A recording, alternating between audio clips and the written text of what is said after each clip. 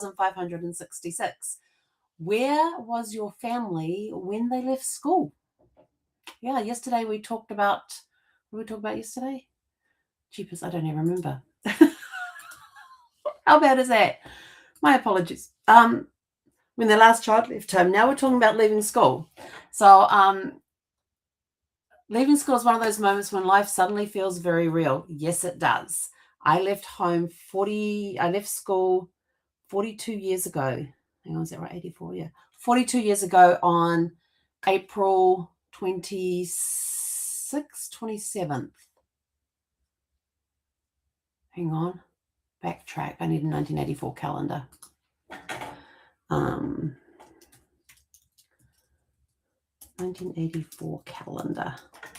Because I can tell you the exact date. Just want to get it that way. That's all. Okay, so 1984 calendar. Can you at least give me some numbers I can read? It was the 27th. April 27th was my last day at school. So we had I didn't actually realize that. So we had Easter the weekend before, and we had been up at my grandparents' place. I'd already been accepted into the Air Force. I just did not have a date for the recruit course yet. I knew I wasn't on the January intake. So in April, we're up at my grandparents' place for the weekend of, Good Friday was the 20th of April, and Easter Sunday was the 23rd. And Easter Sunday was the 22nd.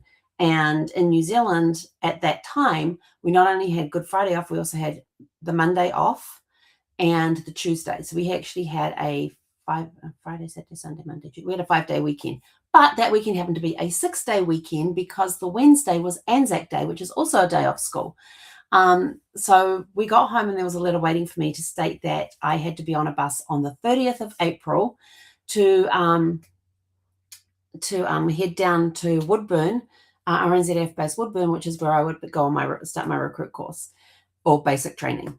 And so I went to school on Thursday and Friday, did all my signing off stuff. My last day was Friday. I packed on Saturday. They put me on the bus on Sunday, which was the 29th. It took me down to Wellington, to the Air Force Base Shelley Bay, and they dropped the guys off there because the driver was picking up several people at the same time. Dropped the guys off there, and then they took us women around to Worcester Bay, which is where we stayed for the night. Then on Monday, they picked us up again, took us back to Wellington Airport, where we had a building that was for the RNZAF, where all their planes came into their terminal, if you want to put it that way, their terminal. They used the same runway as the Wellington International Airport used, but they had their own terminal. So we were at their RNZF base terminal, which was on the opposite side of the runway to the public terminal, and put us on an Andover, which was really cool because it was the first time I'd ever flown backwards in a plane because all the seats faced backwards the ramp because they often have paratroopers jumping out that way. And so we sat there and watched them put the pallets on with our bags on as well, which was kind of interesting. So we're sitting on these seats, facing the back of the plane. The ramp comes close. They put the pallets in with our luggage on there, and then close up the tail end of the plane. I'm so like, well, this is really cool. I'm enjoying this. 17, no clue what I was doing. It'd been my dream for 3 years to join the Air Force, and here I was. I had to be 16 and a half on day of application, which was the previous in 83 was when I turned 16 and a half. That letter went in on the day. The postmark was my half birthday. When it got sent in, and by November I'd been told I'd been accepted for the Air Force, but I wasn't going on the January course. They didn't know which one I was going to be on, but it wouldn't be January. And so May 1st was the recruit course that I did. It was R284, the second recruit course for 1984. And then we did a whole bunch of stuff that first day. And then on the May 1st, which was the Tuesday, before we did anything else, they had us go in one by one. We had to sign documents and raise our right hand. I was 17, so I was actually underaged, but they also had, my parents had basically signed documents to state that the Royal New Zealand Air Force was going to be my legal guardian. So kind of exciting in that way. And then after we got sworn in, they then marched us over to supply where we got all of our uniforms issued. Then they took us back to barracks so we could get them. Actually, no. Yeah. No, hang on. First we had to go to the hospital. So they marched us in the back. They took us in the back door of the hospital. They had to take blood out of both arms. Don't ask me why. I have no clue. My mother was a nurse. She still can't explain why you need to have blood out of both arms, but that's what she had to do. And they couldn't find, my right vein was floating a little bit, and they took several stabs at it. And so then they ended up taking it out of the back of my hand. And I said, what happens if you can't get it out of the back of my hand? And they said, we'll have to take it out of your ankle. And I'm like, yeah, no. I already had a fear of needles at that point anyway, thanks to a dentist and back home. And I was, yeah, that was going to be a no-no. I was already freaking out, panicking, because they were stabbing me so many times here, and then they finally got it out of the back of my hand. I said, why can't you just take it off the same side? It's all the same blood. It all circulates around the body the same way. But for whatever reason, they had to have a vial of blood from the right side and a vial of blood from the left side. No clue. Still to this day, I have no explanation for it. And then we had to walk through, and we went down to the other end of the hospital, and we were given polio cubes, TB injections, tetanus shots. No, they didn't have to give me TB because I already had the scars there from the TB thing.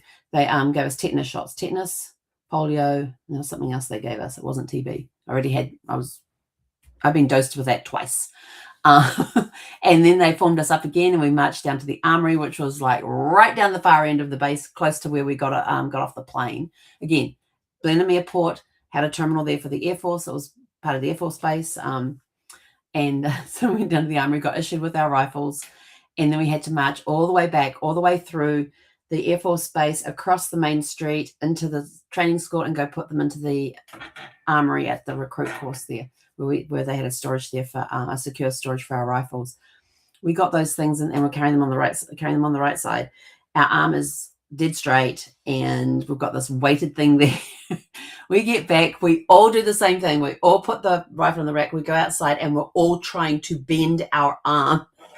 And it was agony to bend our arm. It was brutal. But that's my leaving school story. As I walked around, said goodbye to everybody there, got signed, and we had a form that you had to go to all your teachers and get signed off and everything else. And I remember going to Mrs. Court, who was she was my English teacher. And by that stage in the class, I was the only one doing One Flew Over the Cuckoo's Nest for my book review. Everybody else was back in the actual classroom discussing and doing their... Oh, it's the freezer. I just suddenly heard this loud humming noise. What the heck is that? They were all doing Wuthering Heights, and we had the choice at the beginning of the year which one we were going to do. And slowly, everybody who was doing One Flew Over the Cuckoo's Nest ended up back in the classroom discussing Wuthering Heights. Not me. I will confess, and I've confessed this several times, is that I never read the book. One Flew Over the Cuckoo's Nest. I think I read the first chapter, and that was it. I did all my book assignment on it, handed it all in. I got a B+ on the assignment, and I had never read the book. And my English teacher, she handed it back to me so I could see the score, the grade on it. But then she asked if she could keep my assignment because it was a really good example of an interpretation of the book. And I'm just saying, and all I'm doing in my head is going, I never read the book. But you want to keep? I said, you want to keep it? That's fine. So she kept it. I don't know if she knows to this day that I never read the book, but I did the assignments. It's just a thing I went through in high school of reading books. Very few books. I think I read The Outsiders, Home and Away. What was the other one I read? Macbeth. Mind you, we did get to watch the film of that one too, which helped. I think those are the only... There's another book in there that I read. There's only 4 books I read in my entire 3 and a bit years at high school. And we were doing 2 or 3 books a year in English. But it was only like 3 or 4 I read the entire time. Most of them I might have cracked the first chapter. But anyway, that's getting off topic. So I got all signed off and everything else so I could leave. I still have my leaving certificate. I've got a binder which has every school report I was ever issued at school, along with any awards I was issued with as well. And I still have that. So people can go back and see like what I was when I first started school all the way through to when I graduated, when I left high school. Everything's in there. All the reports, all the certificate awards, all in there in this binder. So that's actually a really cool binder to sometimes go back and read and sort of like, oh, yeah, I kind of remember that. But, for years, school provided a familiar routine. There are classrooms, teachers, friends, homework, lunch breaks, sports days, exams, and knowledge that tomorrow will probably look very much like today. When then comes the final day, and suddenly the question changes from what am I going to do tomorrow to what am I going to do with my life? And here I was, 17, had been at school on Friday, and on Tuesday, I'm on an Air Force base, getting ready to the next. And so on the Friday, I left school. The Tuesday, I'm getting ready to be sworn into the Royal New Zealand Air Force. The generations leaving school often happen much younger than it does today. Some left because family needed another wage coming into their household. Others had already secured an apprenticeship or a job and were eager to start earning money. University or further education wasn't an option available to everyone, and sometimes the expectations for sons and daughters were very, very different. There were times that not only did another wage come into the household, they needed somebody at home to take care of the children so the parents could go out and work and bring the income. It might have been a single parent household. They needed somebody at home to look after the kids. So either the school age child was either out earning the income or they were at home looking after the kids as well. So there's that sort of situation too. What happened next can tell us so much about a person's life. Did they walk straight into their first job? Yes. Begin an apprenticeship, join the family business, work on a farm, continue their education, leave their hometown in search of better opportunities. Perhaps they had absolutely no idea what they wanted to do and simply took the first opportunity that came along. There may also have been dreams that never appeared on any official record. Well, of course, dreams really don't appear on official records. Someone who became an accountant may have dreamed of being a musician. A factory worker may have wanted to become a teacher. A mother who left school at 15 may have wished she could have continued her education. Knowing what someone hoped to do can sometimes tell us as much about them as knowing what they actually did. And what about the last day of school? How did they know it was their last day? Yes, I knew it was my last day. Was there a graduation ceremony? Nope. Or simply a final bell? Yep. Followed by walking through the school gates for the last time? Yep, that was basically it.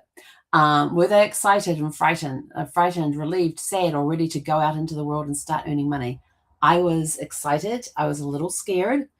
Mainly I was excited because with excitement and being scared, there's a very fine line.